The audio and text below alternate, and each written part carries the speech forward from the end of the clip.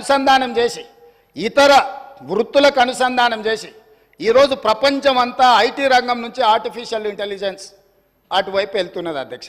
అక్కడ 200 ఎకరాల ఒక ఆర్టిఫిషియల్ ఇంటెలిజెన్స్ హబ్ను పెట్టి ప్రపంచ స్థాయిలో పేరుగాంచిన సంస్థలను అక్కడ తీసుకొచ్చి అక్కడ ఏర్పాటు చేయాలని మేము ప్రయత్నం చేస్తున్నాం అధ్యక్ష.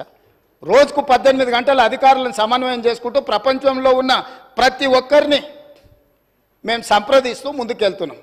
ఈ ఆర్టిఫిషియల్ ఇంటెలిజెన్స్ గురించి మేము చర్చించుకునేటప్పుడు ఏదో ప్రశ్న వచ్చింది, ఆర్టిఫిషియల్ ఇంటెలిజెన్స్కు కేటీఆర్కు పోలికేంది అని ఎవరో ఇట్లా వాళ్ళు మాట్లాడుతా ఏదో అడిగినారు అధ్యక్ష మా మంత్రి గారికి.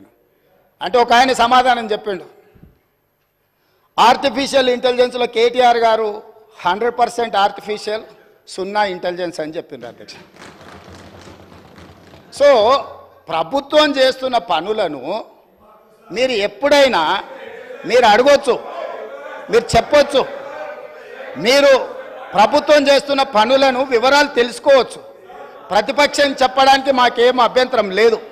కాబట్టి ఇవాళ ఆ ప్రాంతాన్ని ఒక అద్భుతమైన నగరంగా వారు ఏదైతే మెట్రో రైల్ గురించి చెప్పినరో నేను ఇప్పుడు మళ్ళీ కూడా చెప్తున్నా అధ్యక్ష, అంతర్జాతీయ ఎయిర్పోర్టు నుంచి ముచ్చర్లలో ఈరోజు నిర్మించబోయే 4th సిటీ అధ్యక్ష, హైదరాబాద్, సికింద్రాబాద్ సిటీ, సైబరాబాద్ సిటీ, ఇప్పుడు ముచ్చర్లలో 4th సిటీని మేము ఈరోజు ఎస్టాబ్లిష్ చేయబోతున్నాము. ఆ 4th సిటీనే అవర్ ఫ్యూచర్ సిటీ అధ్యక్ష. ఈ Hyderabad city, Secunderabad city, Cyberabad city is equal to 4th city. 4th సిటీనే అవర్ ఫ్యూచర్ సిటీ అధ్యక్ష. ఇవాళ అంతర్జాతీయ ఎయిర్పోర్ట్ వరకు మెట్రో తేవడమే కాదు, అంతర్జాతీయ ఎయిర్పోర్టు నుంచి ముచ్చర్లలో నిర్మించబోయే ఒక గొప్ప నగరానికి మెట్రో రైల్ రవాణా సౌకర్యాన్ని కూడా ఏర్పాటు చేసి ప్రపంచమంతా ఎక్కడ పెట్టుబడులు పెట్టాలి అని అంటే అక్కడికి వచ్చి పెట్టుబడులు పెట్టాలి. వైద్యం కావాలంటే అక్కడికి రావాలి, ఉద్యోగం కావాలంటే అక్కడికి రావాలి, స్కిల్ నేర్చుకోవాలంటే అక్కడికి రావాలి, అంతర్జాతీయ క్రికెట్ పోటీలు జరగాలంటే అక్కడికి రావాలి, గల్ఫ్ క్లబ్ ఆడాలి అని అంటే వాళ్ళంటి శ్రీమంతులు ఆడుకునే గోల్ఫ్ అని ఉన్నది కదా అధ్యక్ష. మాకు తెలియదు, మేము ఊర్ల నుంచి వచ్చిన వాళ్ళం, కానీ వాళ్ళ శ్రీమంతుల కోసం పెట్టుకునే గోల్ఫ్ ఉంది కదా అధ్యక్ష.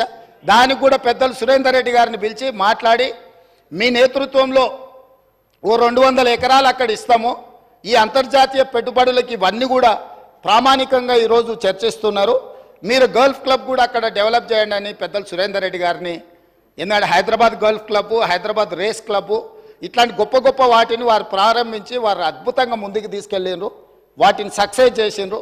వారి అనుభవం మన రాష్ట్రం ఉపయోగించుకోవాలని చెప్పి ఈరోజు అక్కడ గల్ఫ్ క్లబ్ కూడా మనము ప్రణాళికలు చేస్తున్నాం అధ్యక్ష. ఇవన్నీ